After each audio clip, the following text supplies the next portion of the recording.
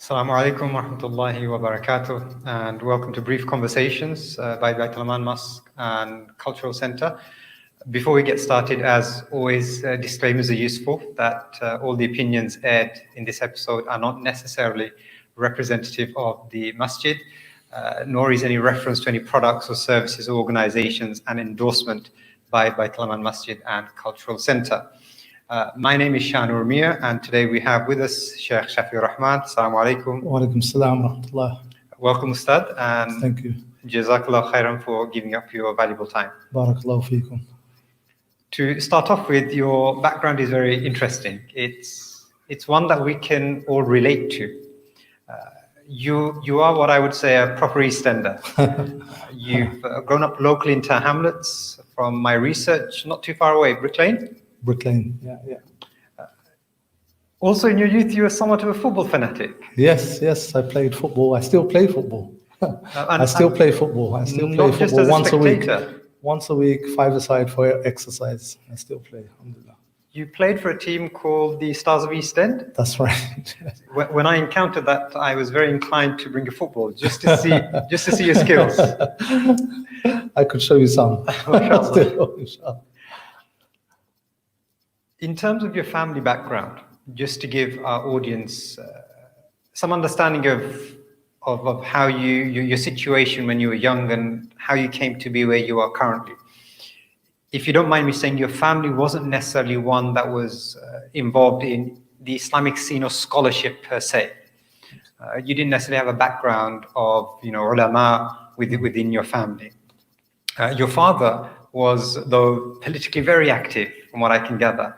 He was a key individual in supporting the independence movement in the early 1970s. Absolutely, yeah. He was also chairman of Brick Lane Mosque. Absolutely, and at that time, for that generation, he was very well educated, very well spoken, and politically, as I said, very, very active. Yeah.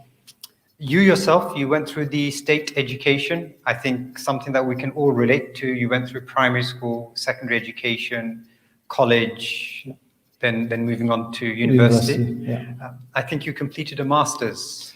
Yeah, I did a master's later on while I was working. I did a master's in addictive behavior. Yeah. You're also a family man with 3 children? That's right. Mashallah. Now, all of these experiences are ones that those of us who are slightly more mature have either gone through, or for our younger viewers, these are things we are aspiring towards. We're studying our GCSEs, looking forward to college, doing our A-level, getting our degree done. And by that time, you are in your early 20s. And as yet, from what I can gather, you hadn't necessarily started the Islamic journey per se. Correct. And I think the reality is, for most of us watching and observing,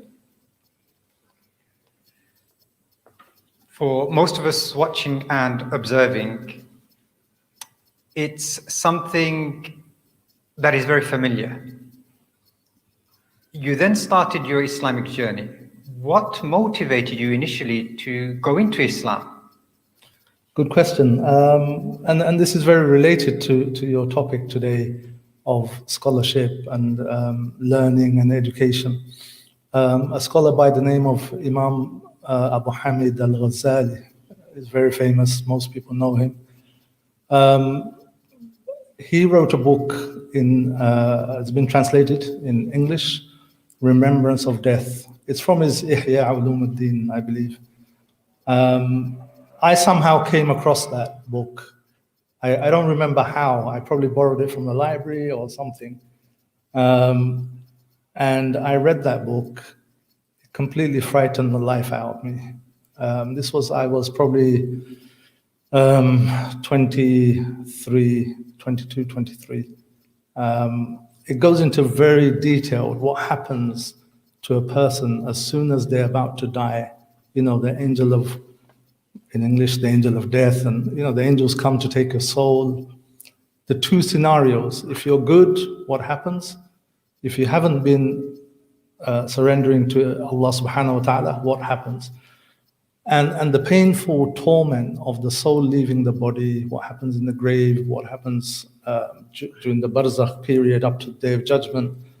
all of that, the way he described it, it kind of just woke me up in a way that hadn't happened before. It's not that I'd never thought about these things. You do think about these things. I like many children of that time, I went through the usual evening madrasa in the local masjid, learned basic reading, Arabic for Quran. Wasn't very good at it at all. I didn't complete much of it. But that was the first time it really, really kind of woke me up, if you like. It really woke me up. And I could not kind of ignore that. It was like, you can't ignore it. Like, where are you? What happens if you pass away tomorrow? This is the reality. We're all Muslims as family. We're Muslim, we're born in a Muslim family, but a cultural Muslim family. My father was very involved in the masjid, but it was a very kind of generic cultural Bengali Muslim family where Ramadan, you do your fasting, people go on Hajj, but you're not doing everything else that kind of with concentration, and your whole life isn't guided by Islam as such. So the basic pillars of Islam were there. Basic pillars are there, basic understanding is there, but the real, the true understanding of what is a Muslim supposed to be doing with his life or her life, that wasn't there. So it was more of a cultural Islam, I would say. The essence of true submission, that Islam is permeating throughout my everyday interactions. That was missing.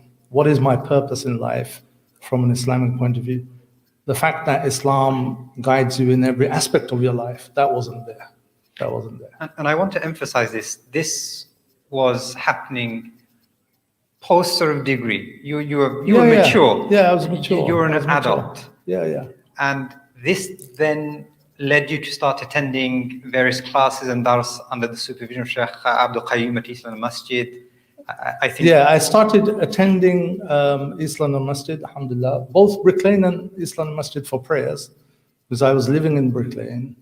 But in terms of learning, I would say yes. I think meeting Sheikh Abdul Qayyum at that time, again, it was a real good experience, because usually you go to the masjid, the imam doesn't even look at you. If you're young, who are you? Like, the imams, they're not connected with the youth. With the Sheikh Abdul Qayyum, it was a different experience. There was a few of us, a few friends who started going, praying. He immediately connected with us. He asked about us. He said, who are you? Where are you coming from? What's your background? He showed interest. So that connection to the masjid was quite important in your journey. It was very important, because without the imam showing interest, there wouldn't be that connection with the imam of the masjid, or with learning, because he was a learned person. He wasn't your average imam. He was a graduate of Riyadh University, Imam Ibn Saud University. He knew Arabic. He was doing tafsir. At that time, there wasn't many people around like him. So you begin to taste, for want of a better description, the Islamic sciences. You start to delve into Arabic language. Then at some point you make a decision, from what I've gathered, to embark on a journey. You head off towards, of course this was before the war, many years ago. You head off towards Syria and study at Abu an-Nur Madrasa. Not Abu Nur. I studied at Mahd al-Fath. Okay. Mahd al-Fath. This was later. My studies begin with Arabic language in Al-Basira in Islam Mosque. Again, under Sheikh Abdul Qayyum. He was the teacher there. So we shouldn't underestimate the provision that we have locally. Absolutely. Without that, there's no way I could go abroad and just start Sharia courses. You'd have to spend another 2-3 years abroad and just learning Arabic. This is something that our previous speaker that we had also emphasized, the fact that before you even consider thinking about going abroad, utilize the services and provisions that we have, especially nowadays, when there are many opportunities to learn the Quran, to learn Arabic language. That's the sunnah of the scholars. They said you have to exhaust your local teachers first. Or whichever city you're in, village, city, town, exhaust the local resources first before you travel abroad. That's an interesting point. Yeah, you have to. And nowadays, you've got full-time madrasas locally You've got access to everything. From Asham, you then head towards Egypt to study at Egypt. Al-Azhar. Yeah, I spent some time there. Yeah. And on a side note, I think, were you studying alongside Sheikh Shuaib Webb? Not alongside him. He was probably 3 years ahead. Senior. Ahead. He was there before me. But yeah, he was there when I was there. Yeah. You then, of course, also study privately under various shuyukh during your travels. You then return back to England. But before I continue on with what happens when you return back, you are in your adulthood. You've done your degree. Most people would start thinking about employment, potentially maybe in a few years' time thinking about marriage, saving. What were the questions going on in your head before you were able to make that decision? Because it was a life-changing decision to say, I'm just going to now go abroad to dedicate my 2-3 years of my life to learn the Islamic sciences. That seems scary. Yeah, I think it's something you have to have in you, as in a desire, a passion. Definitely it didn't happen immediately. I studied Arabic part-time here for several years, 5-6 years. And then there was a bit of a gap for Arabic because there wasn't anything a little bit further, if you like, in those days. By the time I went abroad, I was already 36. So this was like 10 years on, 12 years on from when I first started learning Arabic. So there was a gap, but it was something that was building in. I wasn't satisfied with what was here. And if you wanted to really do some intensive Islamic studies, Islamic sciences especially, and improve your Arabic, you had to go abroad. Yeah. It's a question I've asked previously as well, and I think it's a very important question. By you going abroad to study the Islamic sciences and then returning back, did that sacrifice in any way hold you back from your career, from your, I don't want to say material, because these are part and parcel of our life. We can't say, I don't need a job, I don't need money, I don't need wealth. We all need wealth. We need money. We want a good standard of living. Yeah. That's not necessarily a bad thing. Sure. By sacrificing that time, were you held back? It's very difficult to say because I don't know the trajectory I would have been on if I had stayed. But I can tell you this for sure. I've always worked in the third sector, youth and community organizations or disability drug treatment, but it's always the voluntary third sector, and I've always been in management positions from the beginning. It's quite fortunate. But the 4 years I took out, wallahi, if somebody goes through my CV, there's no kind of regression. I've managed to somehow, it's blessing of Allah subhanahu wa ta'ala, I did not feel any loss at all in terms of career, progression, salary, nothing, not at all. It carried on. And I think sometimes we forget that when we go for the Islamic sciences, we are developing skills which we normally pay for when we go to university, that it's not just acquiring facts. You are developing your ability to think, your ability to outweigh sort of evidences. Definitely. So these are life skills, these are skills that we seek in employment, and it has many benefits beyond Islam per se. Definitely, even to travel and adjust to a new country, weather, culture, living conditions, all of that. These are life lessons, You then return to England and you complete your Alimiya course with As-Salam Institute. That's right. Under the guidance of Sheikh Akram Nadwi. Yeah. Alhamdulillah, from being a student, you are now a teacher at As-Salam Institute yourself. I am, alhamdulillah. Yeah. And of course, you are now holding quite on a weekly basis tafsir classes as well. Yeah. From these points, I've got a series of questions, and I'm hoping they are sort of linked together. Is it ever too late to delve into the Islamic sciences? No, it's never too late. In this day and age, especially with all the available resources, courses, teachers, online and in the UK. It's not just online, physically in the UK, you have some fantastic scholars. Before you can study with them, you need the background. But to give you the background, there's lots of institutes that can give you Arabic language without traveling abroad. I guarantee you that. For now, someone can learn Arabic language as well as complete the Alimiya without traveling abroad. What would you say to the view that, you know what, I'm too old, I'm 25, I don't know Arabic language, I barely memorized 10 surahs of the Quran. How am I going to delve into the Islamic sciences? Look, when I went to East London Mosque and started learning Arabic, by then I could barely read the Quran. What age was that, around? 23 probably. 23. I could barely read the Quran properly because there's no real tajweed courses that I took. I had to start from literally alif bata, Arabic language. I was 22, 23. Look, Imam Abu Hanifa, everyone knows him, right? He started Islamic sciences properly, fiqh, when he's 25. Right?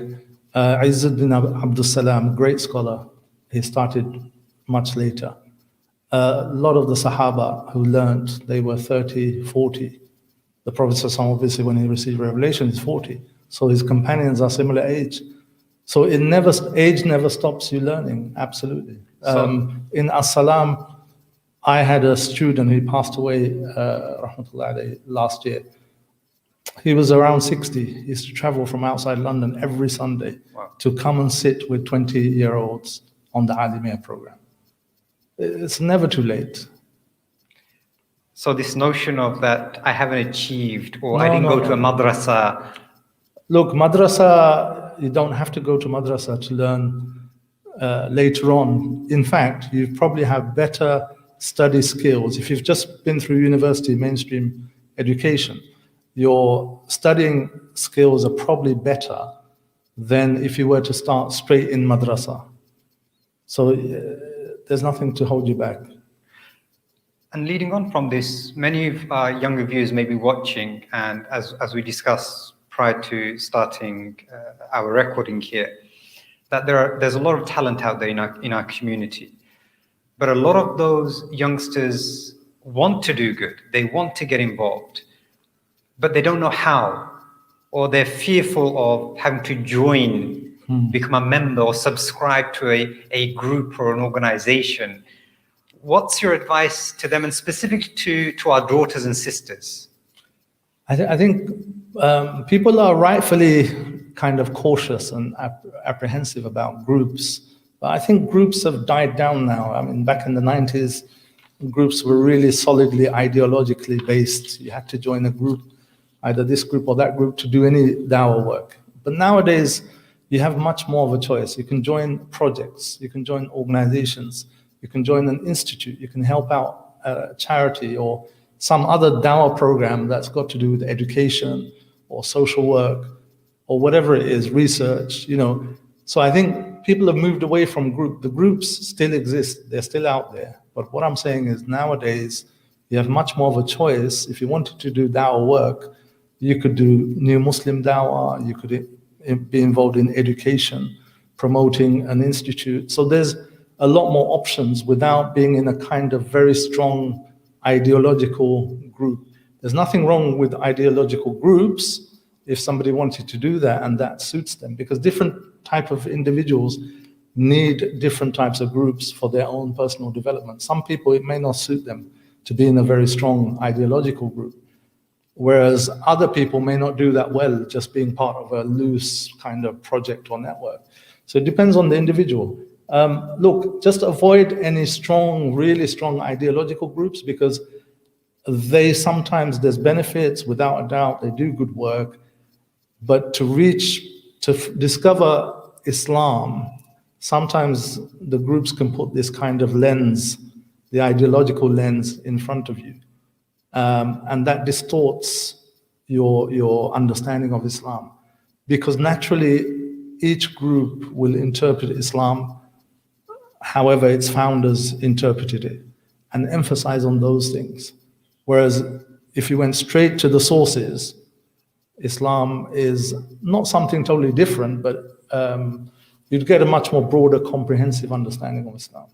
So what I can gather is, if you are going to join a organization or a group, go with a specific purpose. That, okay, you know what, I'm going to work with this charity because they are doing this work, which I'm really involved, interested in. So maybe sort of consider these different organizations that exist, but start off initially with a very specific, focused task that you want to get involved with. That, as well as just be wary of who it is you're joining. Be clear. If they're too focused on just one thing, very ideological, very cult-like, try and avoid that, because that's not going to be healthy for you. But try and go to groups that are a bit more loosely networked. There may be a membership, but you can see they're doing work that's benefiting the community here. This is very important.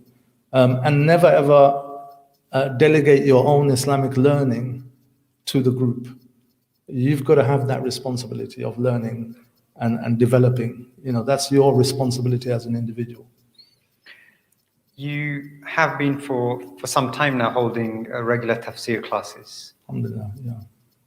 What made you inclined towards tafsir? It's a good question. To be honest, there's different stages of my connection with tafsir or Quran. As I mentioned in the beginning, I learned quite a lot of Bangla through sitting in the Bengali tafsir in East London Mosque, Sheikh for a number of years.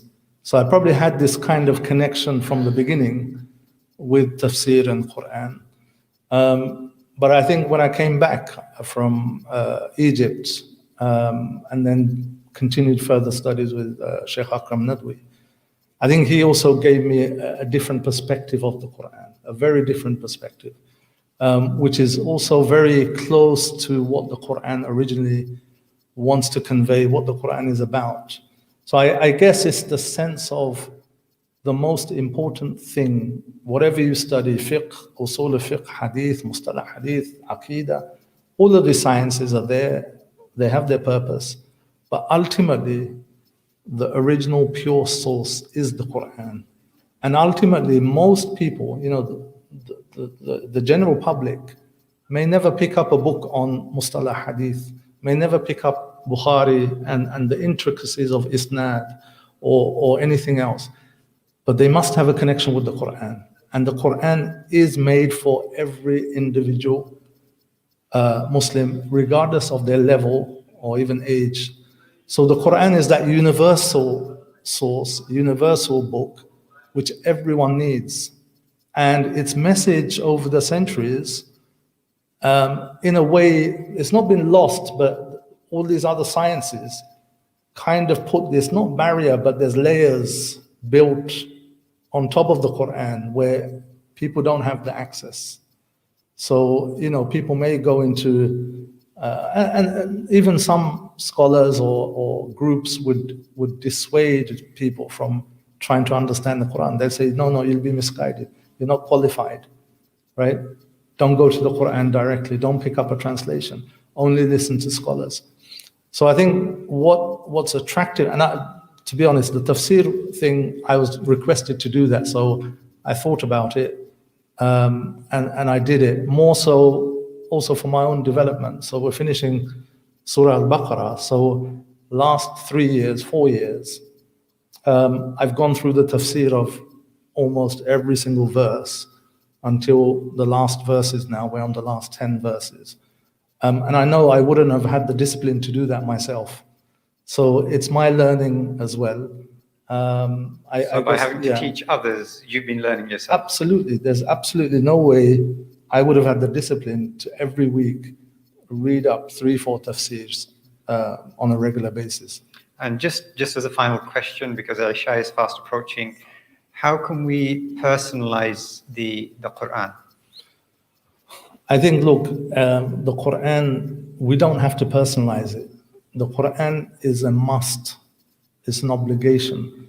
We have to refer to it every single day. You don't need to know Arabic. If you do, that's a different level that you can go in and be impacted by it. But you have to remember the Arabs, they understood what was being recited in the prayer 5 times a day, or at least the prayers that were recited loud. The Quran was revealed as a direct guidance to every single Muslim. And the Arabs of the time, they understood it. Our problem is we don't understand Arabic, so there's translations. So we must have that connection just as the Sahaba had that connection. They understood it directly. We've got to understand it through English translation. And it's really important. People sometimes get put off by saying, I'm not qualified, I don't understand the sciences. But it's an absolute must, because that is hidayah. It's not just listening to speakers and lecturers and going to talks. All that's important. But the daily guidance, motivation, passion, the fear, the hope, the connection with Allah subhanahu wa ta'ala, nothing else will give you that. So we've got to physically pick up this mushaf, We have open to. it up, Yes, read it, turn the page. absolutely. And that's our starting point. That's our starting point. And it doesn't have to be 20 pages a day. Read half a page a day. Read, 10 pages a week. But it must be there for our daily guidance. Wallahi, let me tell you one thing. No matter how many books you study in Islamic sciences, no matter how many teachers you sit with, there is absolutely nothing like the Quran. To increase your iman, I can read 7 books on different Islamic sciences, but I pick up the Quran, half a page, 1 page. What that does for my iman, for making me remember my purpose, for making me remember why I'm really here, why I'm doing what I'm doing, it's the Quran, nothing else. There's nothing like it. We cannot be separated or apart from the Quran. Jazakallah khairan, Ya Sheikh, for your time and advice. Barakallah. Unfortunately, as always, time is not on our side. Isha is fast approaching. So to all of our viewers, what I would say is keep on reading the Quran. Keep on engaging with the Quran. Keep good company. Remain patient and try and get involved in your masjid, in your community, in whatever capacity you can. Any questions, queries, as always, please contact us via the details that will be put up on the screen at some point. Otherwise, we hope to see you for our next episode on Brief Conversations. Assalamu alaikum wa rahmatullahi wa barakatuh.